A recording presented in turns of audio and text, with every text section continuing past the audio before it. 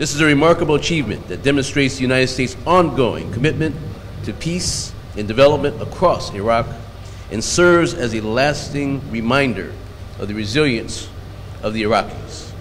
In this context, today, I will address U.S. government policy priorities, touch on U.S. assistance approaches and programs, highlight examples of where we see notable progress, and conclude with some of the thoughts on the work ahead. Iraq remains a critical foreign policy priority for the United States, as demonstrated by the recent round of U.S.-Iraq Higher Coordinating Committee dialogue earlier this month. Our enduring partnership with the Iraqi people is the cornerstone of our policy for the region. We support the development of a resilient democracy in Iraq. To this end, we encourage the Iraqi government and Kurdistan Regional Government to root out corruption, enhance the rule of law, and advance citizen rights as enshrined in its constitution. We seek more inclusive economic growth. We continue to support the government of Iraq and the Kurdistan Regional Government's implementation of an economic reform agenda that fosters a diversified and vibrant private sector. We recognize the need to bolster Iraqi independence. We encourage Iraqi government, economic, and civil society leaders to focus on building a strong, stable, independent Iraq free from malign influence. This is an effort that requires negotiation, understanding, and collaboration. Internal division will only strengthen the hand of Iraq's adversaries.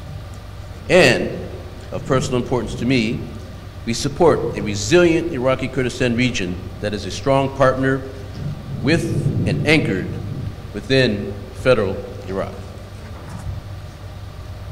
U.S. assistance to Iraq addresses humanitarian stabilization and development needs. Through U.S. humanitarian assistance efforts, we work with the government as it coordinates and provides assistance and seeks durable solutions for displaced persons, returnees, Syrian refugees, and others affected by conflict. Since 2014, the United States has contributed nearly $3.4 billion to support the humanitarian response in Iraq. This support has helped meet the emergency needs of millions of internally displaced persons who fled their homes in the fight against ISIS. It has also helped them to find jobs and send their children back to school. In addition, the United States has provided over $1.3 billion in development and stabilization assistance to Iraq.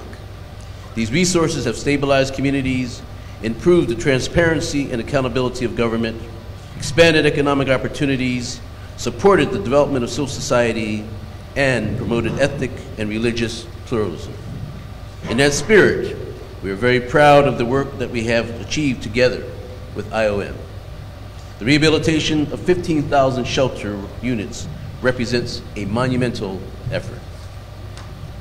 This complex work has involved inventorying damages or destroyed homes, managing the removal and recycling of debris, prioritizing shelters for rehabilitation, conducting needs assessments, designing new shelters, managing the construction and rehabilitation process, and overseeing the provision of basic services and the connection of utilities.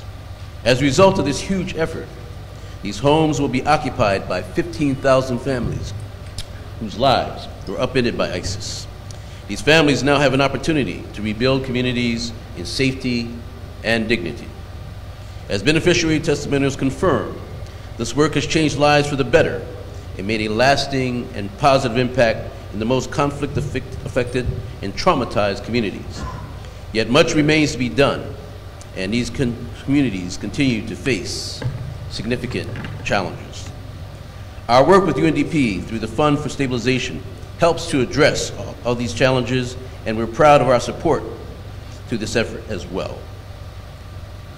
This work has funded the rehabilitation of over 1,000 basic infrastructure projects, including schools, primary health care clinics, hospitals, water treatment plants, and electrical infrastructure projects in conflict-affected communities.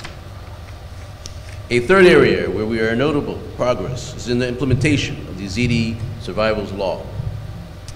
Also working in partnership with IOM, we have helped to build the capacity of the General Directorate for Survivors, assisted with the development of a mobile application to access compensation, and trained community-based organizations and leaders on how to access these funds. I understand the first payment are now being issued, and that a total of 1,500 survivor applications are already working their way through the approval and payment process. This is an important step by the government of Iraq in partnership with the United States, IOM, international organizations, and national NGOs to respond in concrete and practical ways to the legacy of genocide. So friends, we have made great progress together, but there remains much work that lies ahead. First, the government of Iraq and the Kurdistan Regional Government must implement the Sinjar Agreement and provide security for the inhabitants of Sinjar and Ninwa. If we are to support IDP returns and free economic development across the region, the militias must disband and withdraw. And the government of Iraq must step up and fulfill its responsibility to provide security for all. Further, as the UN's coordination of humanitarian assistance winds down, it is imperative that the government of Iraq and the Kurdistan Regional Government step forward to ensure a successful humanitarian transition. This will require sufficient federal and KRG resources to ensure that local humanitarian actors receive the financial support they need to take over coordination and service provision roles. And we will play our part. While Iraq is transitioning from humanitarian response to recovery and development, we are aware of the compelling humanitarian needs that remain, and we are committed to supporting the government of Iraq and the KRG's effort to ensure that vulnerable populations receive ongoing care and support until durable, dignified solutions are firmly in place.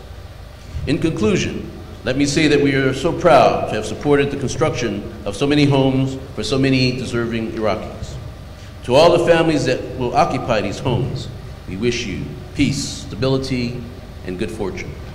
The United States has long been a committed partner to Iraq and the Iraqi Kurdistan region, and remains committed to supporting efforts to build a more equitable society for all Iraqis. Together, we have stood up to violence and injustice, and we have conceived and realized impactful humanitarian stabilization and development programs that have made tangible improvements in the lives of those affected by conflict. We look to our government partners to build on this momentum, and we look forward to working together toward a brighter future for all Iraqis. Zol Sabas, Shukran, thank you.